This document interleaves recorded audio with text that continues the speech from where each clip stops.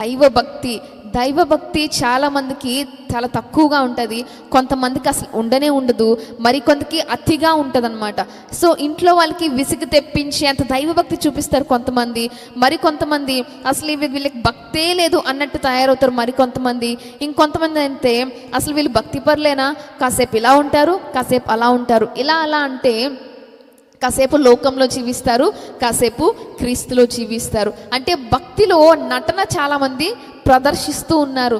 సంఘానికి వస్తారు, సంఘంలో పాటలు పాడతారు, వాయిద్యాలు వాయిస్తారు, ప్రతి కార్యక్రమంలో చక్కగా పాల్గొంటారు. మరీ లోకంలోకి వెళ్ళి లోకంలో ఉన్న ప్రతి వాటిలోని పాల్గొంటారు. ఇది దైవభక్తి అంటారా? కాదు, దైవభక్తి నటన. ఇది దైవభక్తి నటన.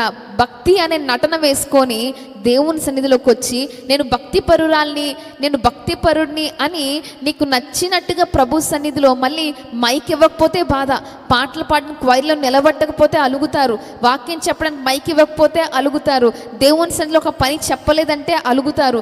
ఈ కార్యక్రమాలన్నీ కూడా శరీర సంబంధంగా ఉంటూ ఇలాంటి ఆలోచనలు ఎవరికి వస్తాయంటే భక్తి అనే ముసుగు వేసుకున్న వాళ్ళకి, భక్తి అనే నటన ధరించిన వాళ్ళకి ఈ రకమైన ఆలోచనలు వస్తాయి.